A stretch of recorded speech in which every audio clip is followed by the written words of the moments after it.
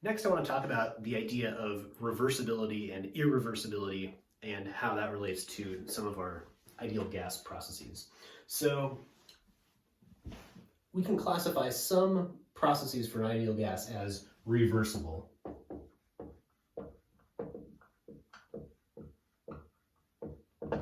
Which means that we can run the process backwards,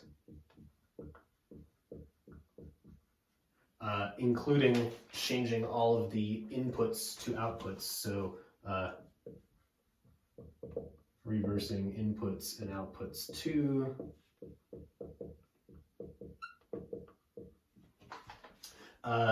and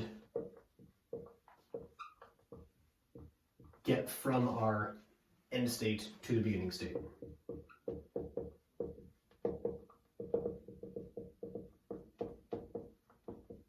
Okay, so there are examples of reversible processes that we will get to in a little bit.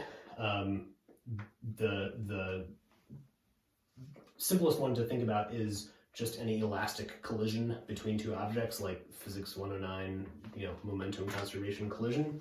So if we have something like, so this doesn't just apply to ideal gases or whatever. So we have like two carts, maybe one is big and one is small, and they're going towards each other, and they collide, and then after that, actually, I guess I should draw this over here. After that, I'm drawing this one as bigger because maybe it has more mass. After that, this one is still going to the right, and our little cart bounced off it and is going to the right also. So, so this is a process that we could see. If we step through it backwards and we reverse everything, including all of the velocities, we have this one going fast, this one going slow, and this one going fast, and this one going slow. So could we have something like this, where this car is overtaking this one on the left, and it collides, it hits it from the rear, and then afterwards, this one is still, this one bounces off to the right, and this one continues going to the left, but a little bit faster. Yes, definitely. And if we did this with carts, we could do this in kind of either direction. So this is an example of a reversible event. We can talk about similar things in gas processes. So the collision between two atoms in a gas is a reversible process. If you play that video backwards or forwards, both of those look like plausible events. And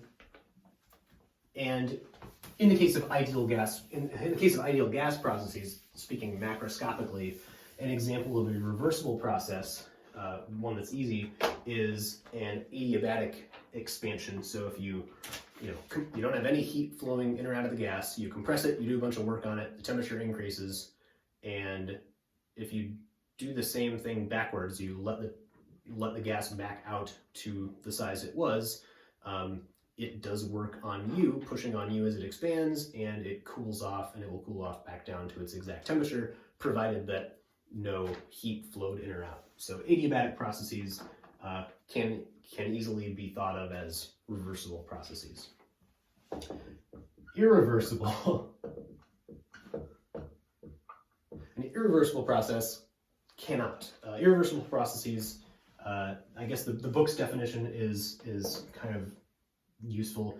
A backwards running movie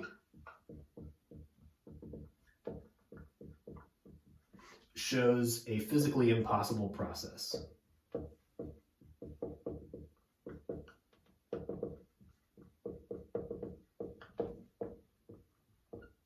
So, for example, instead of our two little carts colliding, what if we had a block that started out with some initial velocity, but it was on a surface that had some friction, right? Some kinetic friction coefficient. So this block starts over here with some velocity, it moves to the right, it slows down, and eventually stops, right? We have three pictures in this scene.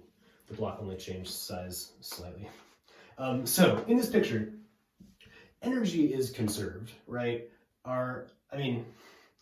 our mechanical energy is not conserved. We start out with kinetic energy, we end up with no kinetic energy, but we know that that is only because in this friction process, the block loses energy to friction, and that friction heats up the surface of the table very slightly. We probably wouldn't notice this if we actually did this in lab, but conceptually that energy is still there. It has just kind of dissipated or vanished from a place that's easy to measure. One way of saying that is that this organized kinetic energy, all of these atoms moving together in one direction at once, ends up kind of spread out in the random thermal motion of atoms in the table. So, and this equals an increase in temperature.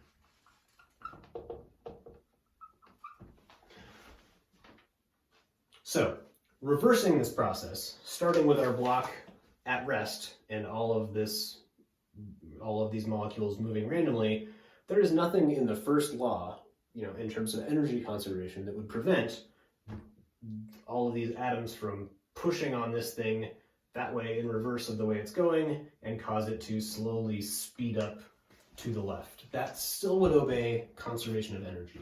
However, in terms of like a backwards running movie physically possible process, that's absurd, right? We would never see anything actually happen like that. So that is why we say this is an irreversible process. Other examples you could consider, like you start out with, let's say, a box of coins that are all heads. They're all like heads facing up, and you put the lid on and you shake it and you open it up again.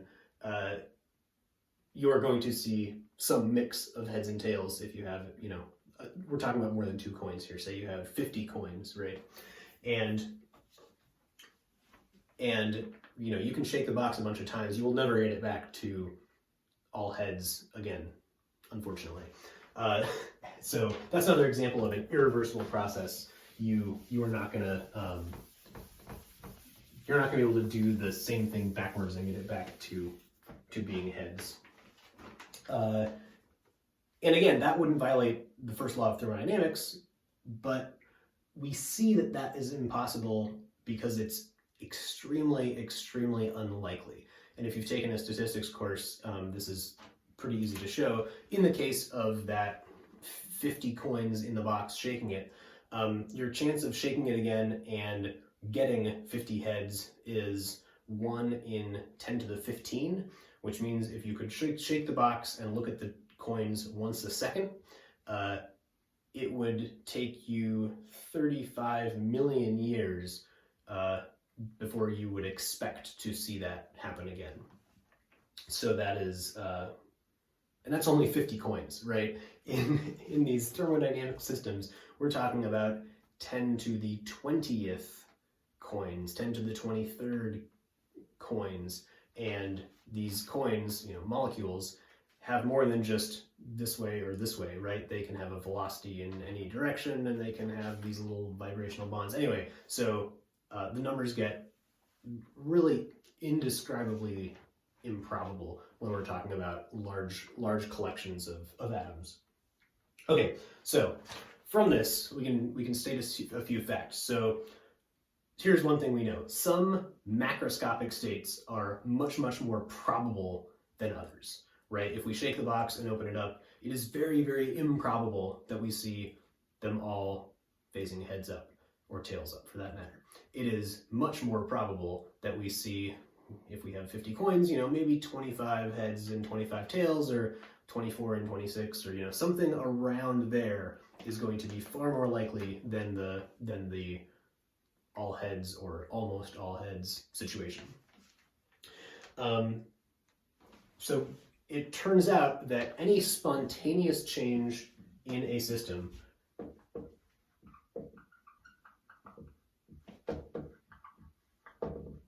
is going to be in the direction of the most probable state.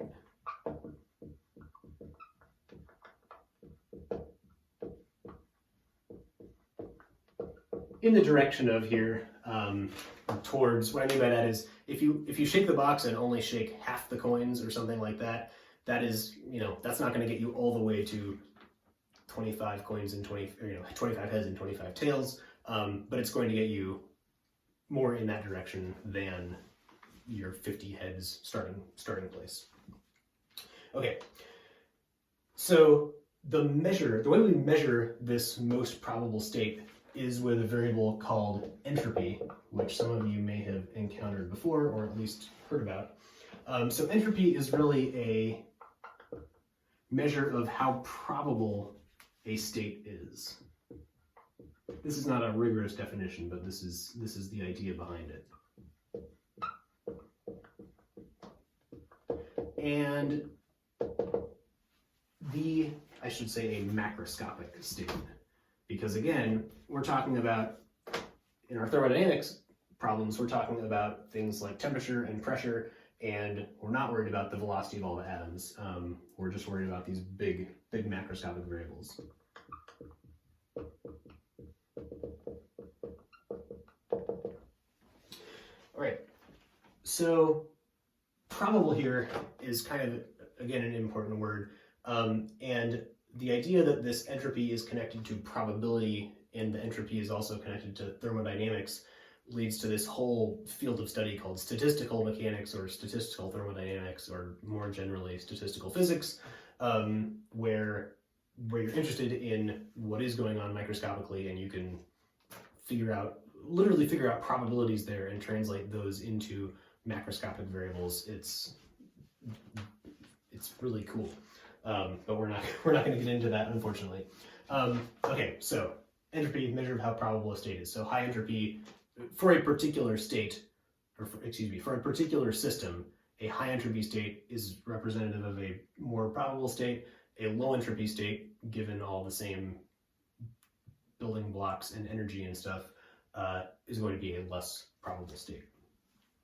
So entropy here is not exactly randomness. So some people say, oh, the entropy of a system is like the randomness of a system. That is often true. They're often very much related to each other, but that is because random states that look random, like with a mix of 25 heads and 25 tails, those tend to be the more probable ones. So it is because these random states are more probable that leads to this high entropy means high randomness thing that we see. But it's not, that's not strictly the definition of the entropy.